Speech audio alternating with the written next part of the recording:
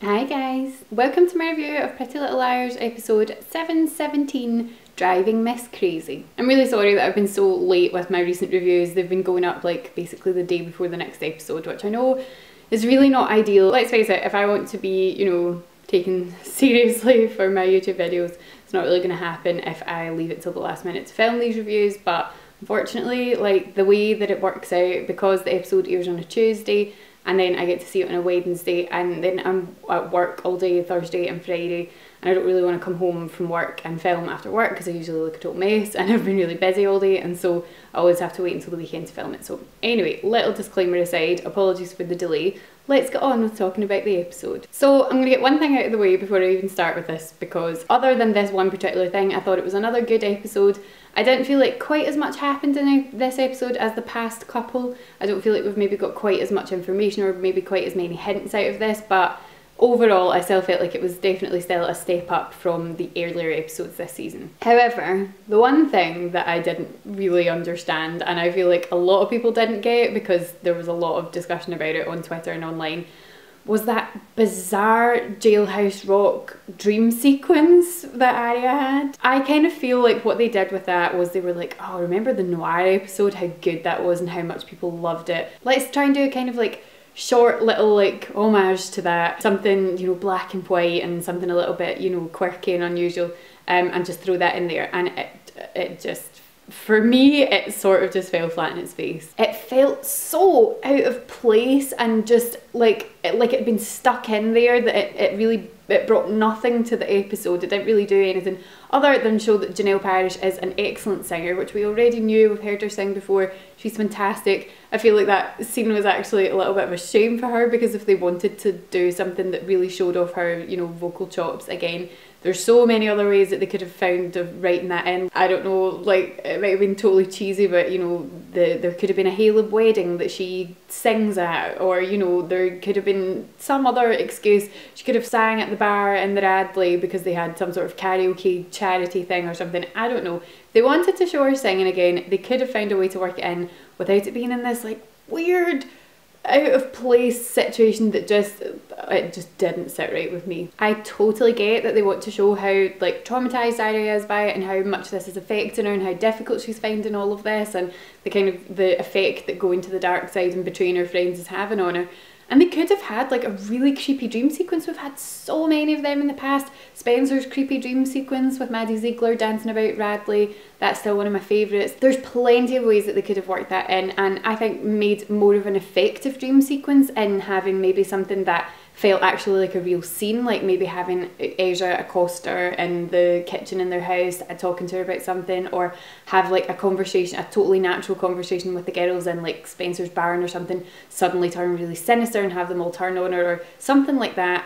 I feel would have had so much more of an impact, that you could have been sitting watching it thinking it was an actual scene and then going, oh my god, this has taken a really weird turn, and then have Aria wake up with the start and you go, oh, okay, this is like a creepy dream sequence, instead of just this weird black and white singing bizarre scenario that I just, fair play to them. They want to try doing like changing things up and doing different things, and that's something I've always really enjoyed about the show, but that I felt just didn't quite hit the mark. Let me know in the comments down below what you thought of that, if you enjoyed it. Like, absolutely no judgment to anyone who thought it was a really good scene or if you enjoyed it, but for me it just felt very out of place within the context of the episode. Okay, so moving on from that, that was my main kind of pet peeve within the episode. Otherwise in this episode, obviously we've got Mona and Emily teaming up to go and try and find out who the baby daddy is, which I'm still really intrigued by. I watched a couple of interesting theory videos about this the other day, which I will link in the description box below if you want to go and have a look. I won't talk about them within this actual review, just in case anyone wants to avoid potential spoilers. But yeah, I kind of feel like that's something that is important, and it's going to be, I hope it's going to be like a really big creepy shock when we find out who it is.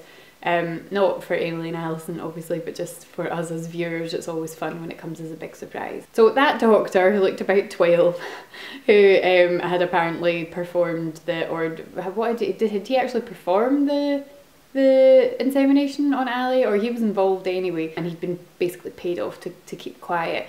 So I enjoyed those scenes with Emily and Mona going to pretend that they were a couple and go in, like, Mona just absolutely slays every single scene that she's in. Janelle Parrish is just an absolute dream, and I think she's hilarious. I loved those scenes. I thought she was just her absolute normal sassy self. I think what they're trying to do, obviously with the end of this episode when Emily went to talk to her and she was like, oh no, I'm tired, I need my beauty sleep, bye bye, kind of thing. And then she goes in and obviously she's sitting there in her apartment and she's got all of this stuff set up. She's got her computer, she's got all of these photos and newspaper articles and all that stuff, like following what's happened to the girls over the past few years. So I think they're probably trying to do a bit of a setup to go like, oh, maybe it's Mona again, maybe she's the one responsible again. But in actual fact, I think this is just Mona being Mona and trying to figure it out before anyone else does. And knowing her and how incredibly clever she is, she probably will. Otherwise in this episode we obviously had a lot of Aria Ezra wedding or pre-wedding drama. You know, it's weird because Ezra's done a lot of questionable things in the past, and from the get-go obviously that relationship was not an appropriate relationship. Not only was he her teacher and she was a 16-year-old high school student, but then we find out that obviously he'd, you know, basically tricked her into a relationship because he was writing a book about her friend.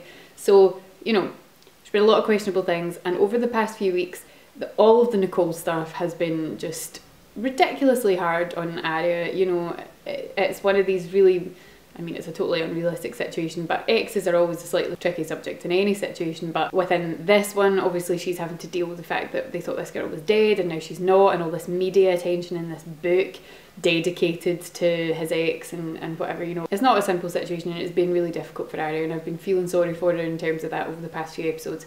However, I actually did feel quite sorry for Ezra in this episode. Obviously Aria is just in a panic because of whatever it is that she's done.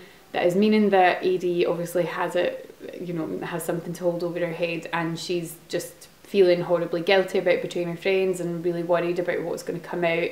Why Ezra's going to go to jail. I got confused about that actually, and I thought that AD was saying that Aria would go to jail, but then obviously from that Jailhouse Rock sequence it looks like it's Ezra that would be the one going to jail. So obviously whatever it is that AD has on them as individuals and in terms of their relationship, she's obviously just really worried about it, but she's just been so off with him that no wonder the poor guy thinks that she doesn't want to marry him anymore. Like, she could not have looked more disinterested during that dance class at the beginning of the episode.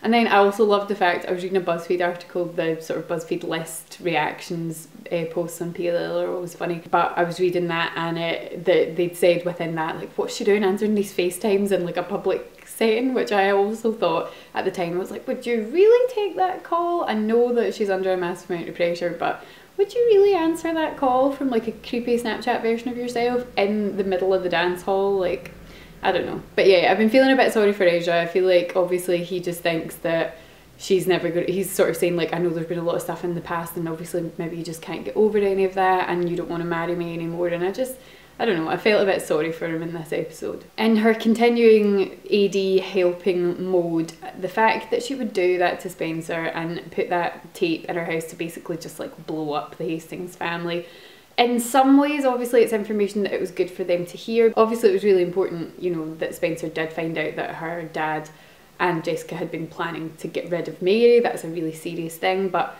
for it to come out in that way and on that sort of voiceover tape in the Hastings house in front of Veronica and in front of Spencer, and just the fact that it's just basically just blown up their entire family, and Aria was happy enough to do that to save her own skin, just, I'm still very disappointed in her. I've actually really been enjoying the Spencer and Mary stuff, which is ironic. So obviously when we discovered in the last episode of 6-8 that Spencer was the missing baby, I genuinely wasn't on board at that point. I was really disappointed. I hated that Veronica wasn't Spencer's biological mother. Not that biology doesn't actually really matter all that much, but it just genuinely broke my heart that that was something that they'd been keeping from Spencer all these years, and you know, it just made things that were already complicated so much more complicated. So I really wasn't on board with that, but I actually think that they've done it quite nicely over the past few episodes. That sort of weird feeling of wanting to connect with her that Spencer's been having, I think has been written very nicely, which is saying something because, you know, I've had questions about the writing lately. But I feel like they've actually done quite a nice job of creating quite a believable situation for why the character of Spencer would want to try and connect with this woman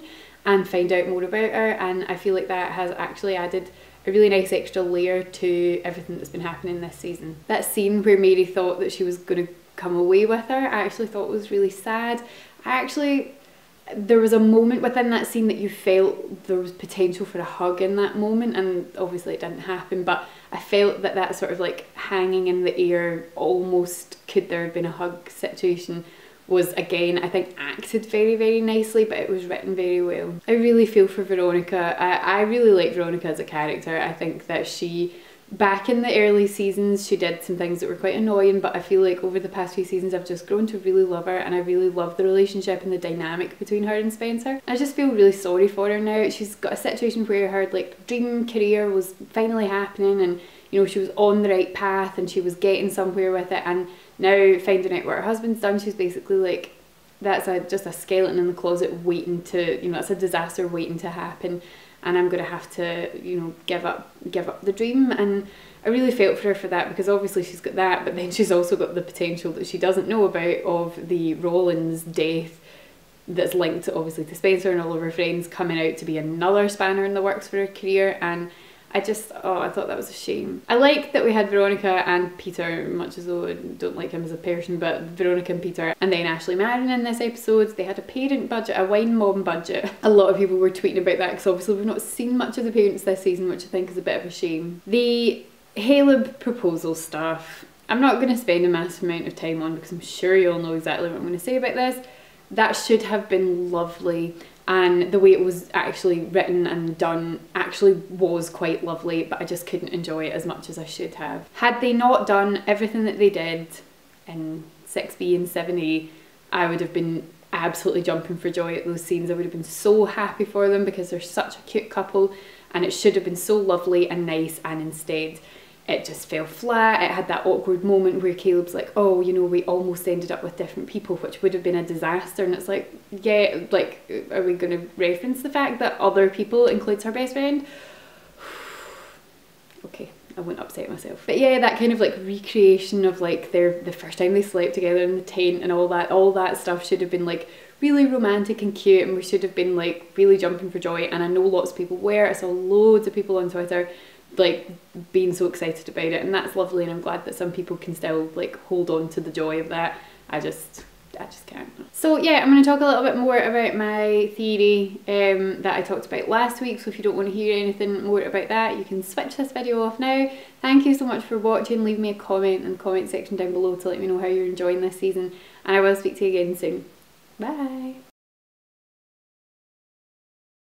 So yeah, I'm still very much on board with my theory of last week of the Spencer twin thing. I'm feeling pretty certain now at this stage that that is what it is. The one thing that I'm kind of struggling with is why Veronica and Peter wouldn't have taken both babies if there were twins. I can't really get my head around that. I don't really understand why it would have been a case of, unless they thought there was only one baby, like maybe Peter and all that genuinely didn't know about this other baby. Maybe they thought there was only one, maybe there had been a mistake in the scans or whatever, or like maybe didn't know she was having twins or whatever, and so when the first baby was born they just kind of like took her away and left, and they left before the other one was born and they didn't know about it or whatever. I don't know. I'm trying to figure out why they wouldn't just have taken both. It doesn't really make much sense, but you know, it's otherwise I feel like there's so many hints coming forward now to kind of suggest that it is a Spencer twin who is going to turn out to be AD, or at the very least very much closely connected with AD. So yeah, I'm still on board with that. The Aria killing Charlotte theory that I had last week, I still feel like she's involved in Charlotte's death somehow, but I think I had got my wires crossed slightly with what AD had been saying, and I thought that AD was saying that Aria would be in jail and that's why her and Ezra wouldn't be getting married, but actually I think that what AD was saying was that Ezra would be in jail and that Aria would be visiting him in jail. And so I don't know, did Ezra maybe kill Charlotte, or did Aria and Ezra kill Charlotte together? I mean, I don't know, maybe I'm getting like really ahead of myself with that, but I feel like there's still some little question marks over that, but I don't know, let me know in the comments what you think. So yeah, I think I'm just going to leave it there. I don't think that there's anything that I've missed from this episode, but if there's anything that I haven't mentioned that you'd like to talk about, let me know in the comments down below. If you enjoyed this video, give it a thumbs up to let me know, that always really helps me, and if you haven't already subscribed, you can hit the subscribe button so that you can keep up to date with all of my videos. Thanks so much for watching guys, I hope that you're having a lovely day and I'll speak to you again soon. Bye!